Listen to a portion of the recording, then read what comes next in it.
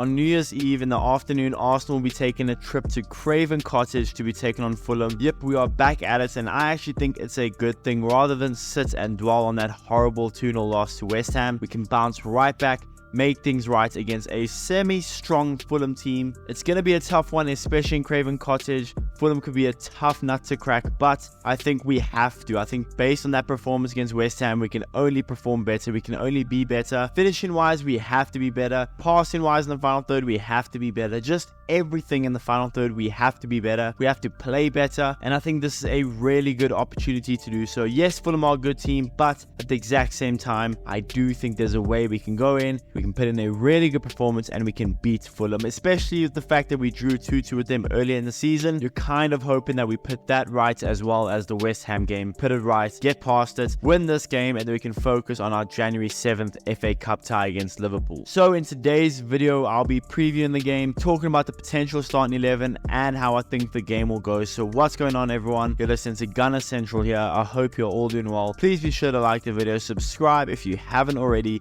and let's get into it. So like I alluded to now in the preview, Arsenal are coming off that horrendous 2-0 loss to West Ham. And again, it's not just the results, it's not just the fact that we didn't score, but the fact that we played so poorly, especially in the final third. We weren't clinical at all. Everyone was pretty much horrible outside of 3 or 4 good players. We need to put in a much better performance against Fulham, and Fulham are not a pushover. Yes, they sit 13th in the Premier League. Yes, they are 19 points behind us after 19 games played, but they did draw 2-2 with us at home earlier in the season, and they have proven to be a really good team. In our head-to-head in our last 5 matches, we've won 3 and drawn 2, so Fulham have proven quite difficult. But with that being said, in our last 2 games at Craven Cottage, we have won both of them 3-0. So maybe, just maybe, we can go in, put in a good performance, bounce back from that game against West Ham and win this game. I don't know if we're going to win it comfortably, like a 3-0 victory, but at this point, a win is a win. And yes, our season isn't over after the West Ham game, as you can see now, because we have a lot of games ahead of us. There's a lot of time for Liverpool to slip up, for City to slip up, but we need to capitalize. Like I said in the last preview, we need to capitalize when we can, and the way we played against West Ham was not doing that at all. We need to be clinical in the final third.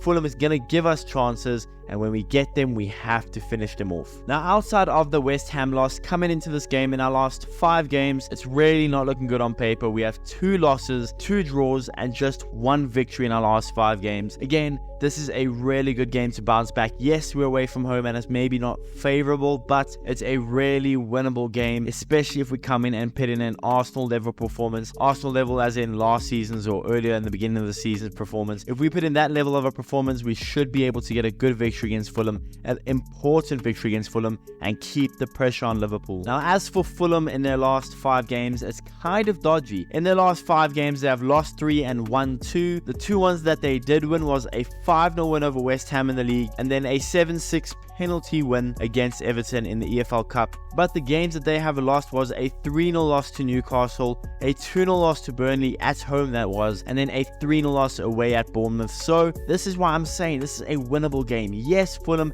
could easily go in, surprise us, prove difficult to break down, and maybe win 1 or 2-0, the same way West Ham did. But I think this is a good chance for Arsenal to bounce back, be clinical in the opposition box, put away the chances when we get them, and actually go in and win the game. I really think we can. I think we will, and I think we really should. Now on to injuries and suspensions for this game. We'll start off with Arsenal, of course, and Kai Havertz is back from suspension after having 5 yellow cards. He's back after missing the West Ham game, and I think that's a huge plus for us. Kai Havertz has been so good, especially in the month of December and November, so it's going to be really good to see him back. Thomas Partey is still going to be out, Tomiyasu is still going to be out, Vieira and Timber will all still be out. The rest of the squad is ready and raring to go. Hopefully that means that the team will be ready mentally, not just on paper, because we need a much better performance than the one we saw against West Ham. And with the fact that Kai Havertz is back, I think the team should be good, especially in the midfield. Now as for Fulham's injuries and suspensions, Willian, who we would see if he is playing, but he is rumored to be out. We don't know officially. Willian may be out, Willian might not be out. I'd love Willian to be out because, I mean, in our last game, Mavropanos scored against us, a former Arsenal player, and I could do without Willian scoring against us. Outside of that, I think they're pretty good.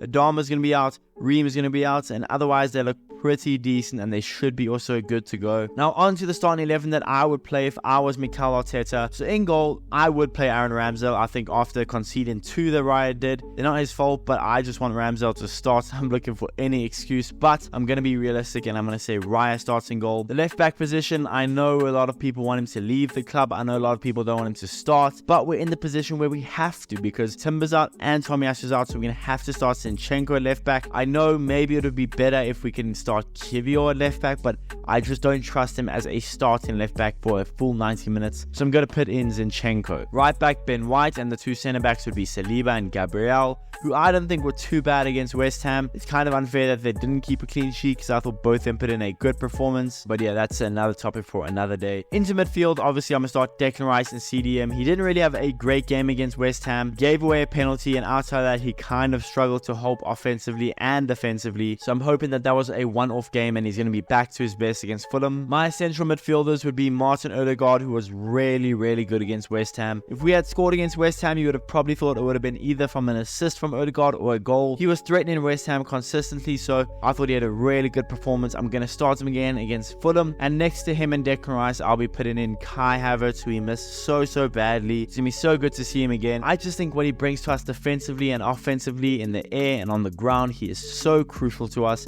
So for me, I'm starting Kai Havertz, Martin Odegaard, and Declan Rice in midfield. And now my front 3, I was thinking about a change. I was thinking about maybe resting Martinelli, putting in Leandro Trossard, but I'm going to give Martinelli one more game. So for me, left wing will be Gabriel Martinelli, but if he puts in a poor performance like he did against West Ham or Liverpool, then he will be rested and Trossard will come in for my starting 11. But for now, Gabriel Martinelli left wing, Bukayo Saka has to stay there at right wing, and up top, I'm going to keep Gabriel Jesus. Although, if Gabby Jesus struggles to finish his dinner again against Fulham in the 60th minute, I'm taking him off and I'm putting on Nketiah. But again, this is a good chance for the whole team and especially the front 3 to rectify their mistakes against West Ham, come in and put in a good performance, take your chances when they're there, and get us an important 3 points away from home. But yeah guys, that's the video. Let me know in the comments below, what starting 11 would you play against Fulham and what are your predictions for the game? Let me know all of that in the comments below. Please be sure to smash the like button, subscribe if you haven't already, and I'll see you guys in the next one.